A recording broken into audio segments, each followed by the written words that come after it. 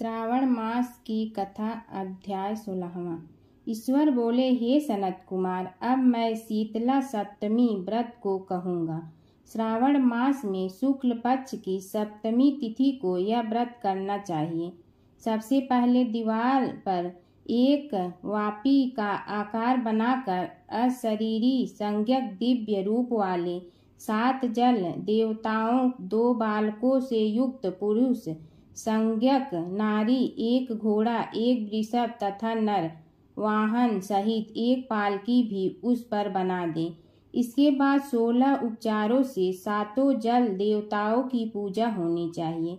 इस व्रत के साधन में ककड़ी और दही ओदन का नैवेद्य अर्पित करना चाहिए। उसके बाद नैवेद्य के पदार्थों में से ब्राह्मण को वायन देना चाहिए।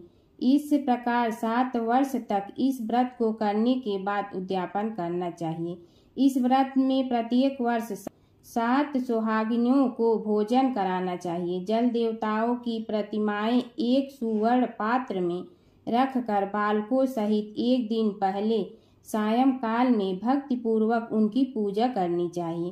प्रातःकाल पहले ग्रह होम करके देवताओं के निमित्त से होम करना चाहिए। जिसने पहले इस व्रत को किया और उसे जो फल प्राप्त हुआ है उसे आप सुने। सौराष्ट्र देश में शोभन नामक एक नगर था। उसमें सभी धर्मों के प्रति निष्ठा रखने वाला एक साहूकार रहता था। उसने जल रहित एक अत्यंत निर्जन वन में बहुत पैसा खर्च करके शुभ तथा मनोहर सीढ़ियों से युक्त पशुओं को जल पिलाने के लिए सरलता से उतरने चढ़ने योग्य पत्थरों से बंधी हुई तथा लंबे समय तक टिकने वाली एक बावली बनवाई। उस बावली के चारों ओर थके राहगीरों के विश्राम के लिए अनेक प्रकार के वृक्षों से शोभायमान एक बाग लगवाया।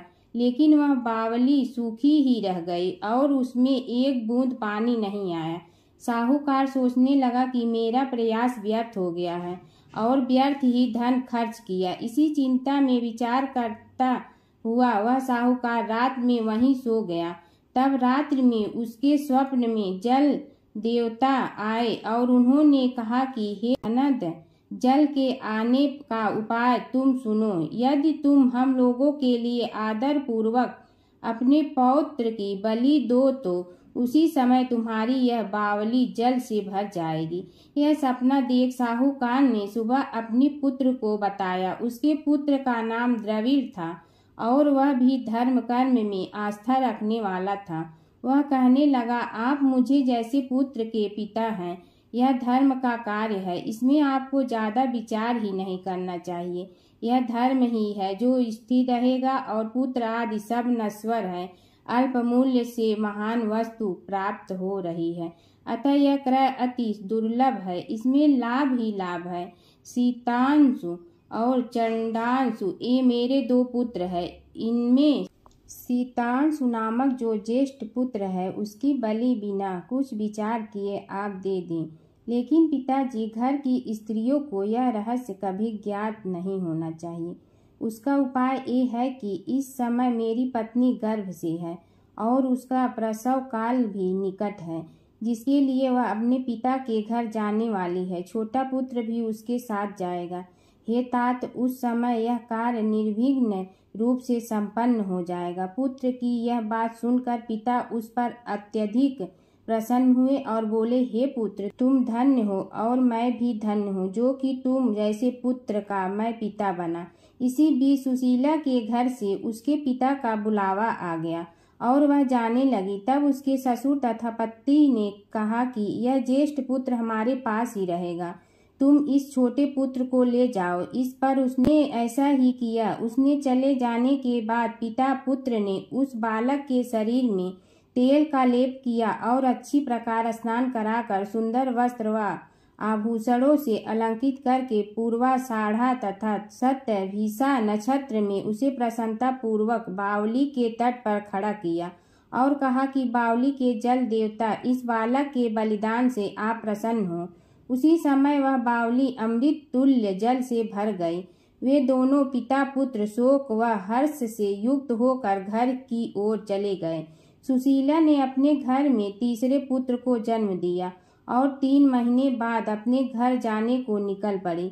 मार्ग में आते समय वह बावली के पास पहुंची और उस बावली को जल से भरा हुआ देखा तो वह बहुत ही आश्चर्य में पड़ गई। उसने उस बावली में स्नान किया और कहने लगी कि मेरे ससुर का परिश्रम व धन का व्यय सफल हुआ। उस दिन श्रावण माह के शुक्ल पक्ष की सप्तमी तिथि थी और सुशीला ने शीतला सप्तमी नामक शुभ व्रत रखा हुआ था।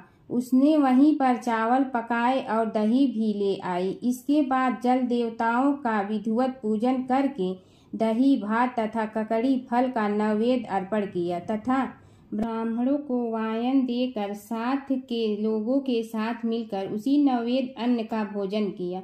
उस स्थान से सुशीला का ग्राम 1 योजन की दूरी पर स्थित था। कुछ समय बाद वह सुंदर पालकी में बैठ दोनों पुत्रों के साथ वहां से चल पड़े।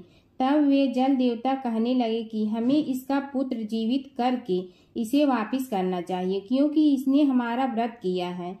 साथ ही यह उत्तम बुद्धि रखने वाली स्त्री है। इस व्रत के प्रभाव से इसे नूतन पुत्र देना चाहिए। पहले उत्पन्न पुत्र को यदि हम ग्रहण किए रह गए तब हमारी प्रसन्नता का फल ही क्या। आपस में ऐसा कहकर उन दयालु जल देवताओं ने बावली में से उसके पुत्र को बाहर निकालकर माता को दिखा दिया और फिर उसे विदा किया। बाहर निकलकर वह पुत्र माता पिता पुकारता हुआ अपनी माता के पीछे दौड़ पड़ा। अपने पुत्र को शब्द सुनकर उसने पीछे मुड़कर देखा। वहां अपने पुत्र को देखकर वह मन ही मन बहुत चकित हुई।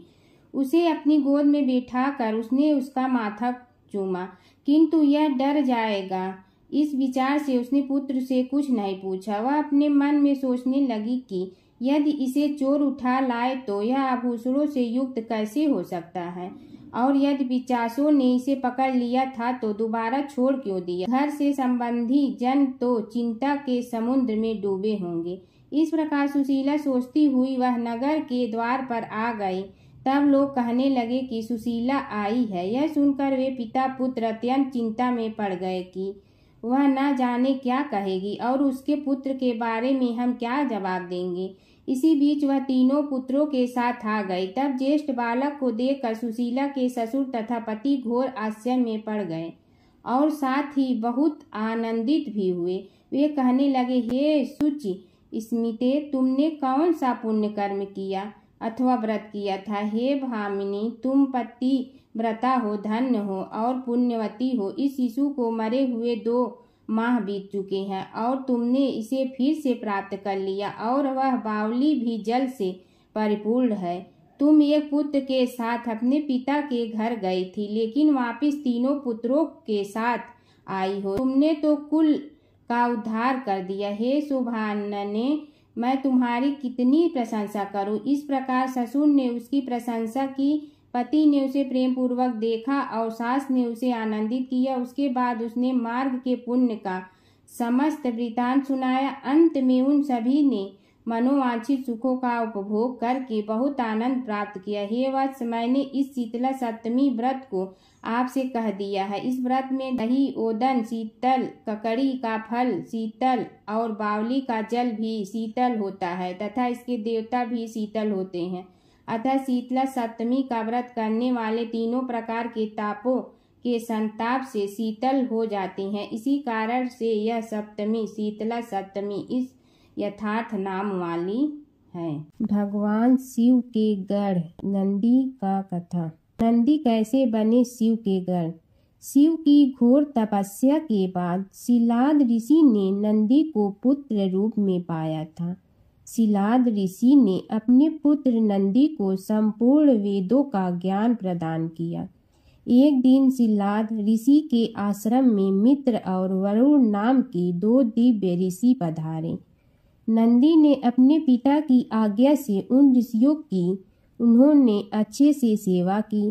जब ऋषि जाने लगे तो उन्होंने शिलाद ऋषि को तो लंबी उम्र और खुशहाल जीवन का आशीर्वाद दिया, लेकिन नंदी को नहीं।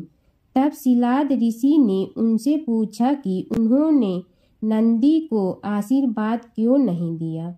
इस पर ऋषियों ने कहा कि नंदी अल्पायु है, यह सुनकर शिलाद ऋषि चिंतित हो गए। पिता की चिंता को नंदी ने जानकर पूछा, क्या बात है पिताजी? तब पिताजी ने कहा कि तुम्हारी अल्पायु के बारे में ऋषि कह गए हैं, इसीलिए मैं चिंतित हूँ। यह सुनकर नंदी हंसने लगा और कहने लगा कि आपने मुझे भगवान शिव की कृपा से पाया है, तो मेरी उम्र की रक्षा भी वही करेंगे। आप क्यों चिंता करते हैं? इतना कहते ही नंदी भुवन नदी के किनारे शिव की तपस्या करने के लिए चले गए। कठोर तप के बाद शिव जी प्रकट हुए और कहा, वरदान मांगो वत्स। तब नंदी ने कहा कि मैं उम्र भर आपके सानिध्य में रहना चाहता हूँ। नंदी के समर्पण से प्रसन्न होकर भगवान शिव ने नंदी को पहले अपने गले लगाया और उन्हें बैल का चेहरा देकर उन्हें अपने वाहन, अपना दोस्त, अपने गढ़ों में सर्वोत्तम के रूप में स्वीकार कर लिया। जय शिव ओंकारा प्रभु, जय शिव ओंकारा। ब्रह्मा विष्णु सदाशिव अर्धांगी धारा। जय शिव ओंकारा। एकानन चतुरानन पंचानन राजे। हंसासन गरुड़ासन वृषवाहन साजे। जय शिव ओंकारा। दो भुज चार चतुर भुज दस भुज अति सोहे। तीनों रूप निरखते त्रिभुवन जन मोहे। जय शिव ओंकारा। अक्षमाला बनमाला मुंडमाला धारी। चंदन मृग मद सोहे भोले शुभकारी। जय शिव ओंकारा। श्वेतांबर पीतांबर बागंबर अंगे। ब्रह्मादिक सनकादिक प्रेतादिक संगे। जय शिव ओंकारा। करके मध्य कमंडलु और त्रिशूलधारी। सुखकारी दुखहारी जग पालनकारी। जय शिव ओंकारा। ब्रह्मा विष्णु सदा शिव जानत अविवेका। रणवाचर में शोभित ए तीनों एका। जय शिव ओंकारा। त्रिगुण स्वामी जी की आरती जो कोई नर गावे। कहत शिवानंद स्वामी मन वांछित फल पावे। जय शिव ओंकारा प्रभु, जय शिव ओंकारा।